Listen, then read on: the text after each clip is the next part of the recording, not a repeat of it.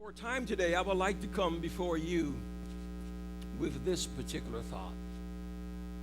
And it is, submit yourself to Yahweh.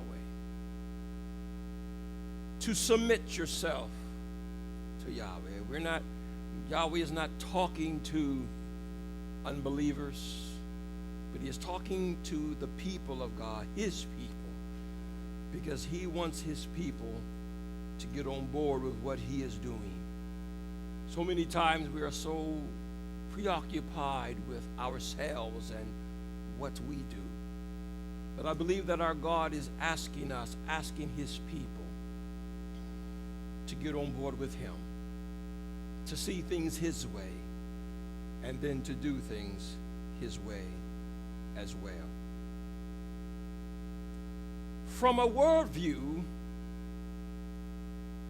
the word submit has several meanings or connotations. But for the purpose of understanding what Yahweh our God is trying to convey to us or say to us, we will focus our attention just on but one aspect of this word, submit. Now, the word submit means to yield to governance or yield to authority.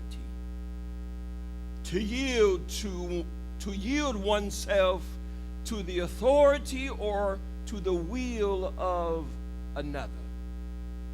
To permit oneself to be subjected to something or to someone.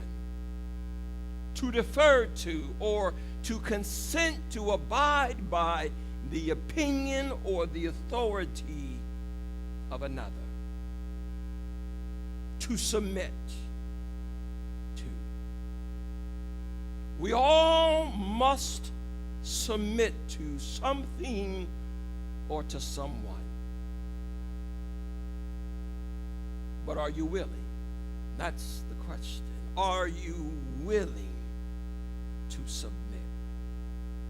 For some, or should I say for most people, submitting to another or yielding oneself over to somebody else's authority is like asking them to commit a capital offense.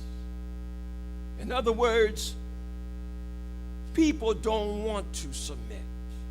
People don't want to yield their will, their own authority over to somebody else. To them, it is a crime to submit, to say, I'll do what you want me to do. I'll follow you. Because we are all individuals.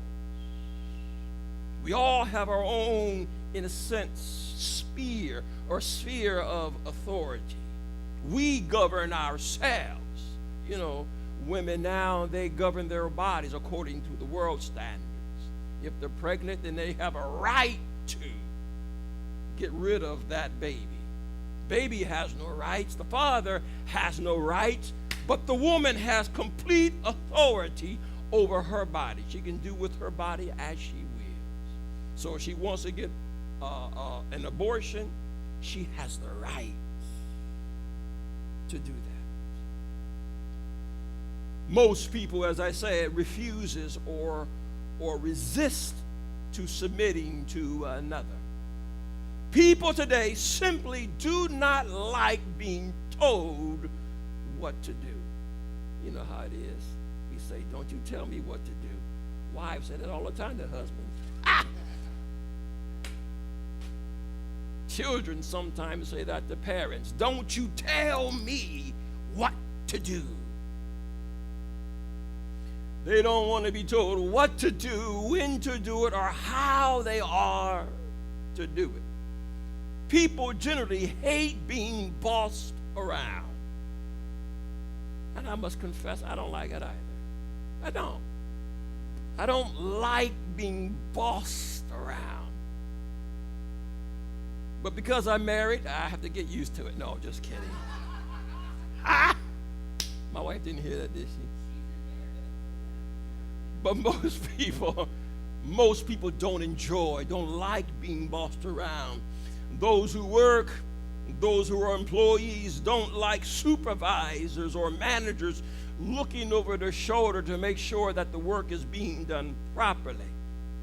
Most people want to be left alone. You know what I mean? They would rather these managers show them what to do initially.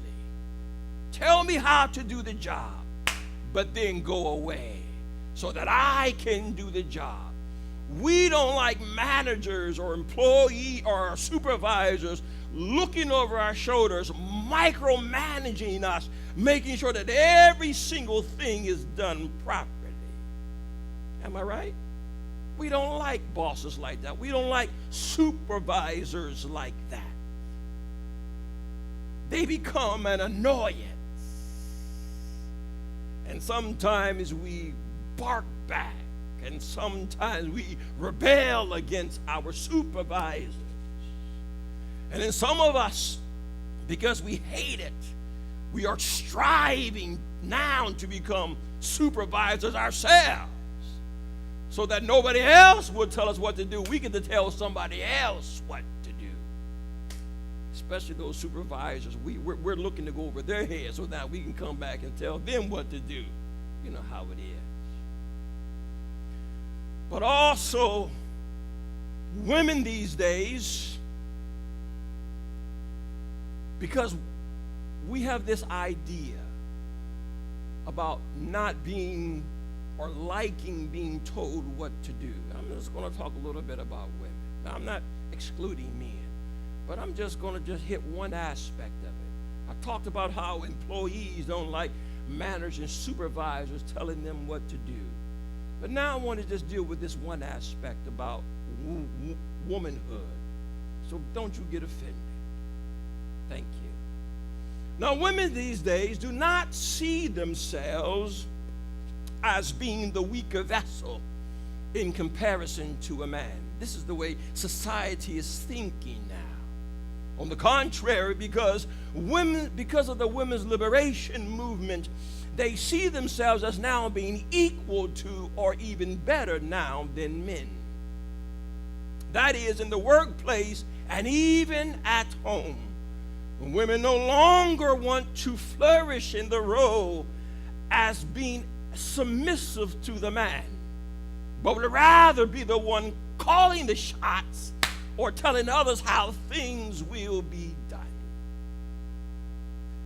Am I stepping on anybody's toes yet? Am I safe to keep going? Because of the women's lib movement, everybody now is equal. Matter of fact, women, as I said before, consider themselves to be superior to men. Today's society is teaching our young girls and our daughters that they don't need a man and certainly don't need to depend upon one for anything. They're non-compliant or don't want to submit or be submissive.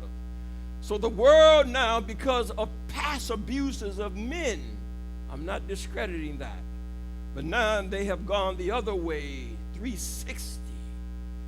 And now they're telling these women and even our young girls that they don't need a man for anything. Don't need to depend upon one for anything.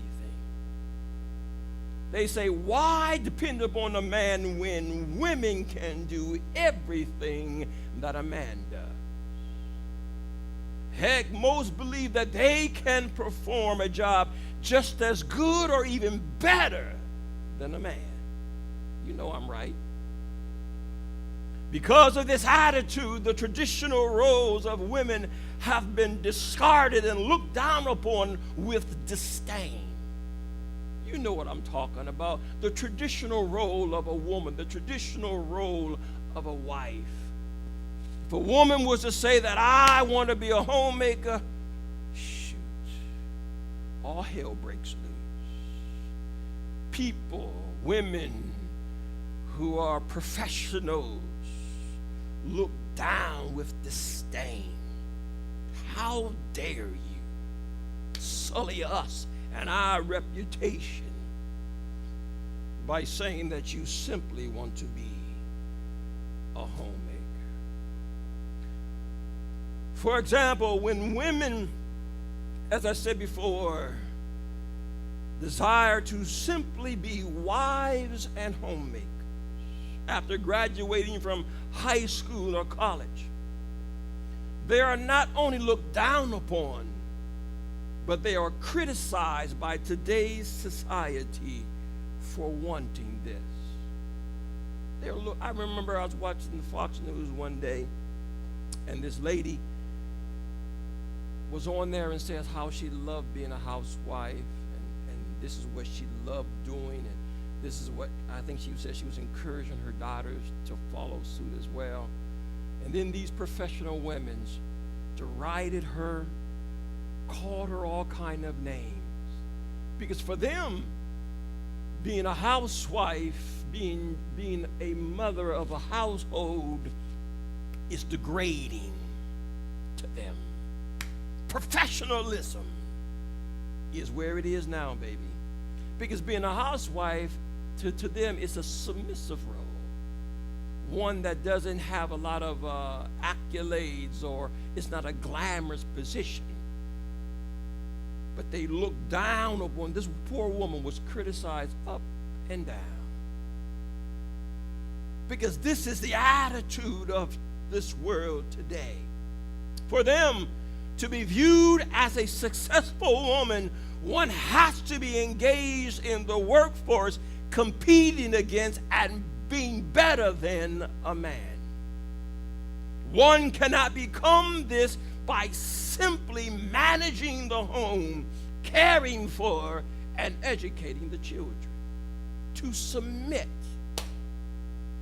Not in today's world, baby. Not in today's world. Women are putting off getting married or having children until they have achieved their goals of breaking through what they call the proverbial glass ceiling. Everything has to be on hold, baby, because I'm on a mission.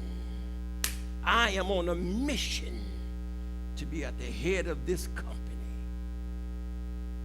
Forget being married.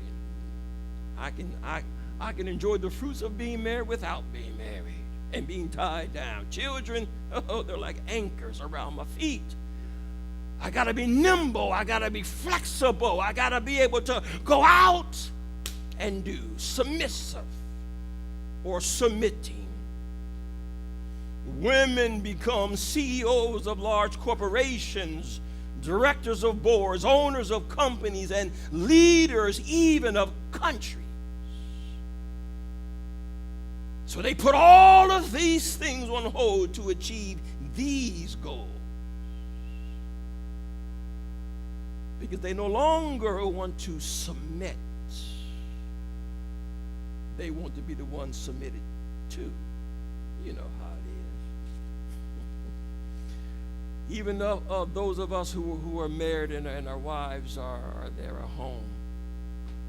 I love my wife. Even though we, the men, supposed to wear the pants, trust me, somebody else's leg is already in her before you put yours on. Somebody else's leg is already in now. Yeah, dog. Submissive. And if these women who are in pursuit of these high positions, if they do have children, while in pursuit of their goals, their children suffer being put in daycares or left with someone else to watch them and educate them about life as these women pursue aggressively their goals. Now, I'm not against daycare because I know that their functions are needed, especially since there are many women who are single mothers. Some women are single mothers because of choice. That's the way the world is. You know, you go to a sperm bank, you get you a jar, and you go to the next room to the doctor and he'll hook you up. You can have a baby without a man now. Some women choose to be. I can't get tied down with a man right now, but there's something inside of me that wants to be a mother. So they go do these banks, and then they go have these children, and then they put them in these daycares so that they can go back to work. They're fulfilling that internal call to be a mother. Some women by choice choose to be single mothers. Some, because of a promiscuous lifestyle, are single mothers. Some are single mothers because of a mistake that occurred. And others, because of abandonment by the children's fathers, they are now single mothers. So daycare sometimes are necessary. But daycare should be the exception and not the rule. Daycare should be something that's very few and far in between. But shoot, we got daycares on every corner. Daycares in office buildings. They drop the children off downstairs and they go upstairs and work. You got daycares in churches everywhere. Everybody wants a daycare. You got daycares in the Y. You got daycares in other institutions. Why do we have so many daycare?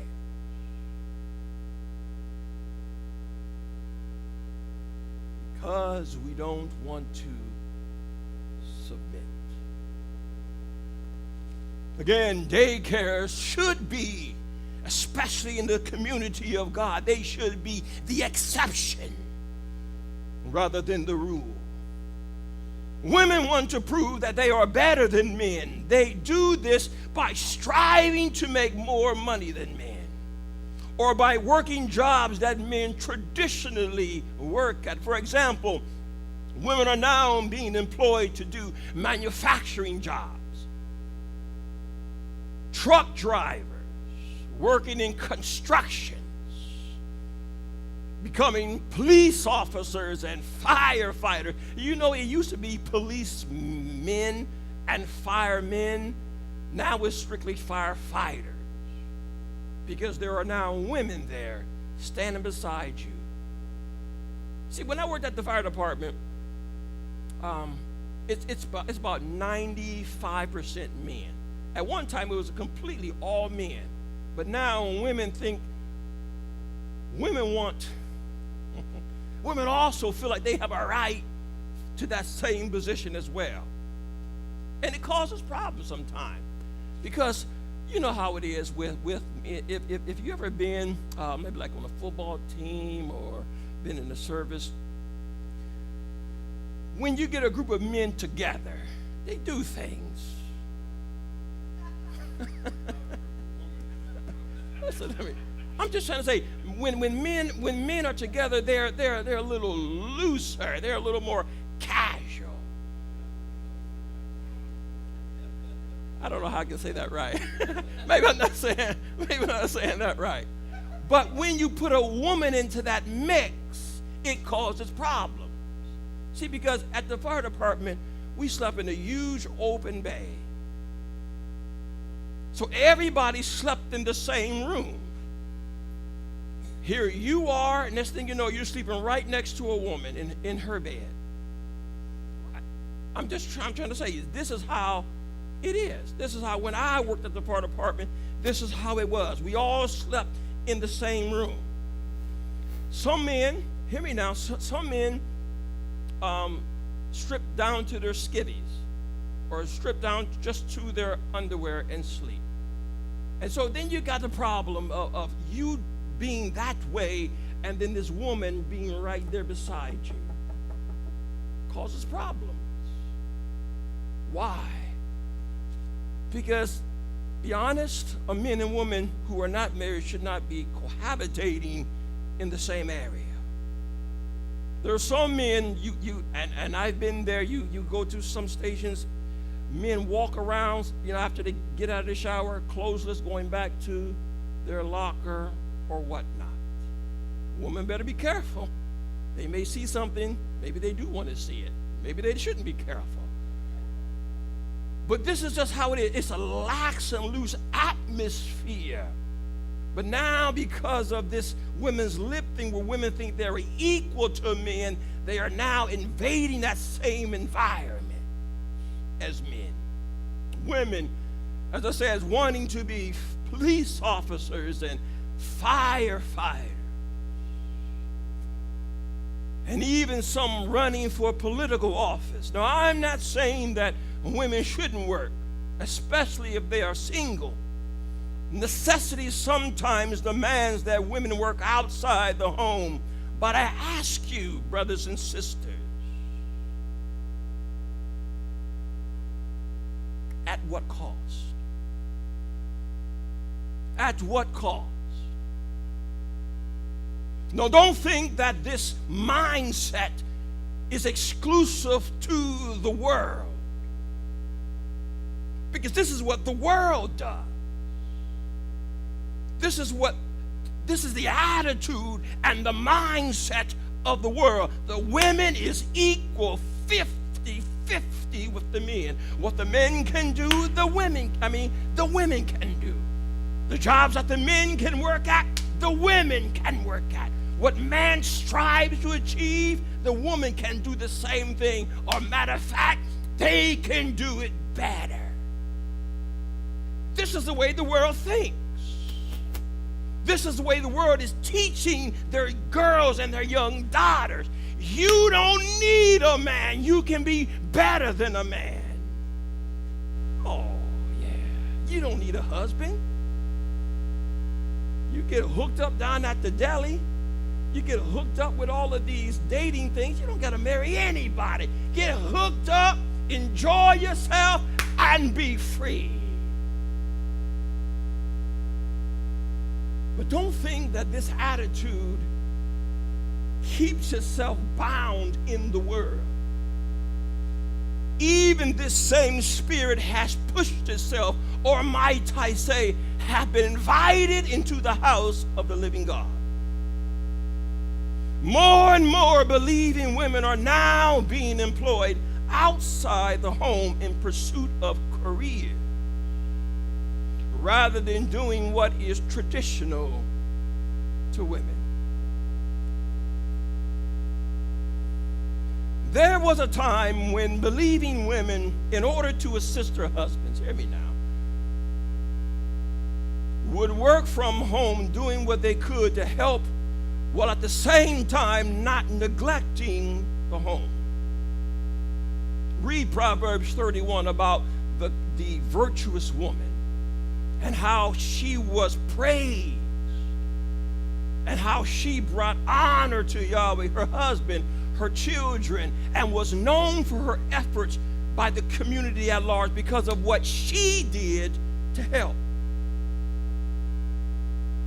The scripture says that this woman would get up early in the morning and make things, and then to sell things and to do things, never neglecting her role as wife and mother, helping to her sister husband who sat in the gate and was a leader of the community. She brought honor to him and brought honor to her God whom she served, and her children woke up and praised her. Many times in the believing home, children wake up. I'm just being honest. Children wake up and mama ain't there. They're going to take care of themselves, pour their own little bowls of cereal, fry up their own eggs. I'm just being honest.